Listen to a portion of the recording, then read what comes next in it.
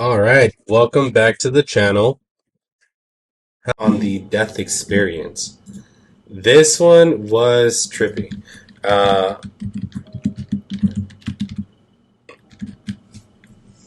this one, I seen a clip of when she was with Joe Rogan. I guess. Actually, I don't fucking know. Maybe she was, maybe she wasn't. But I seen a clip where she was talking about what is it? The death experience. And And it was someone, pretty crazy. Like, I really liked it. As the next segment, let's talk about Dolores Cannon. I don't know too much about her, but this was pretty cool. So let's take a look at it and let's dive into it. dies of Here a we very go. traumatic death, say war. Okay, so she's comparing traumatic deaths and natural deaths, right? And so let's. The problem is I can't restart the video. Let's see. And someone dies of a very traumatic death, say war or a car accident or murder or something.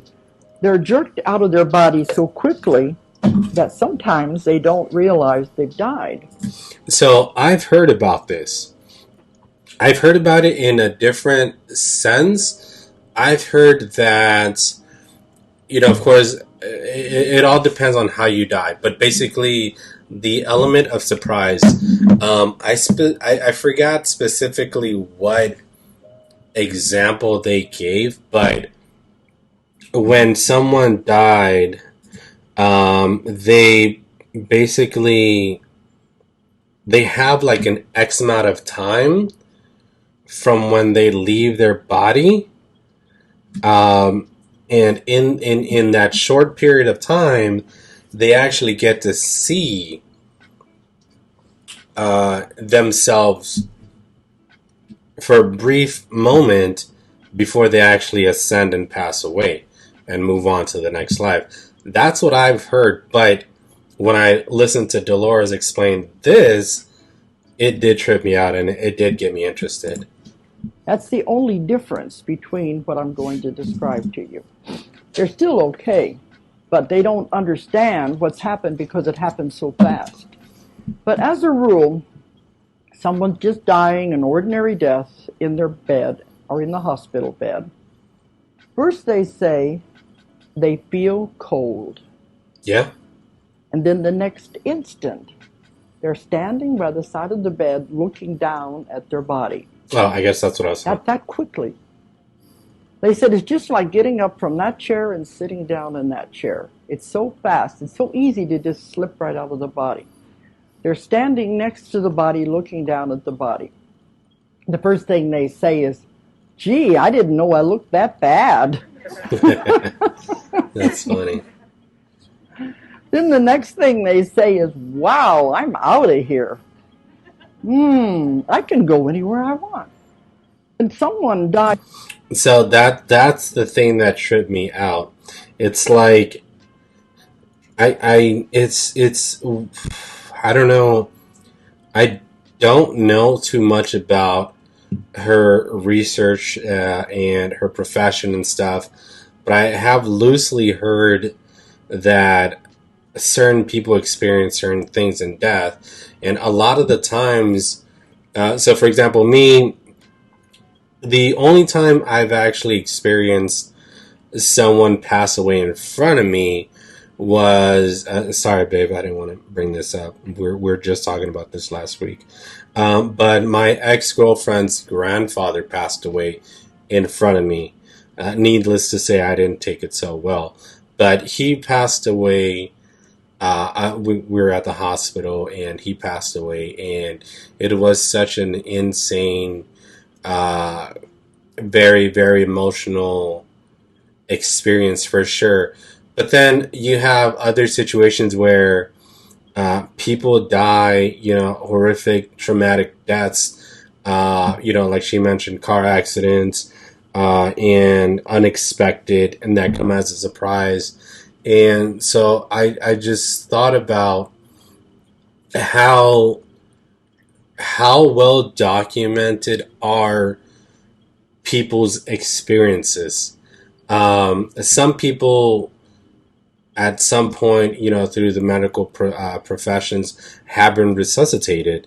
They have came back and they have come back from the dead, and they share their experiences. So that aside, how accurate are all these other documentations of what we assume and what we think uh, death is really like? I remember this one time where I was looking at, it was like a short post, and it was pretty crazy because it basically explained it was basically reincarnation, right? It was a reincarnation type of death, in that religion. And so this is what they explained.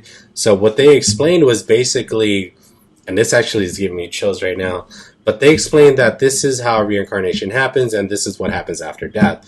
And I don't know the origin of it, but I do remember remembering that story. And they go like this: you are in a situation where you know you're about to die, possibly because of a natural death, and so you're well aware of the situation you're in, and so your body kind of like starts preparing you, and just as you actually pass away from when you're 1 second or one moment alive to when you're gone, they have mentioned this in this story that I remember, that your life flashes before your eyes.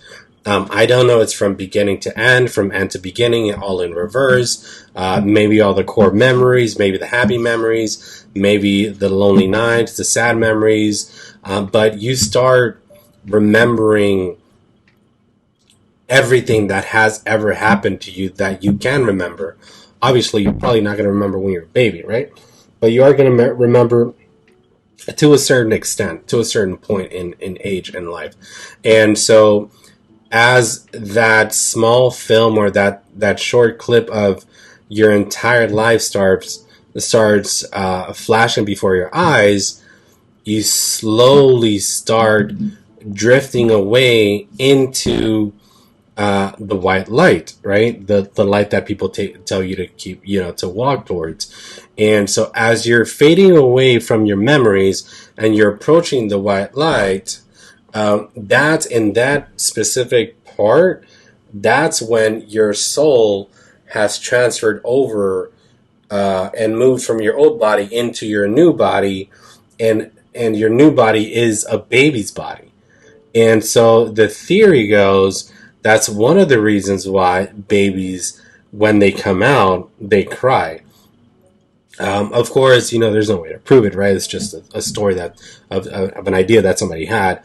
But it kind of made sense to me in a sense, because a lot of the times when babies are born, they're crying. They're probably crying because there's changes, and they can finally breathe on their own, and they have to expand their lungs, and it's a whole situation. They're not in the belly anymore, right? And they're finally able to make noise and stuff. But either way, the way that they explained what happens after you die, and how your life flashes before your eyes, and it's very quick, and you start fading out and start walking towards the white light, and then seconds later you're born. But as you're born, as you leave the womb, that's why you start crying. And you start crying because you remember all the things that you will probably won't remember anymore, right? The things that you're leaving behind. You're leaving behind a family. Maybe you didn't have a family and you died alone, and so you're upset about that and you're crying about that. And it's just like this crazy story, because like a lot of people have done research of death experiences. A lot of people have their own definition of what happens, what they believe happens after death. So this story was pretty interesting because I haven't really heard of it, but I like stuff like this. I like stuff like that. And so either way, oh, cool. Reincarnation, what is this? And I explained to them, because you tend to come back with the same people again and again. Oh, I don't know about that. But either way, that's one thing that I was mentioning. My wife's chichis are hanging out.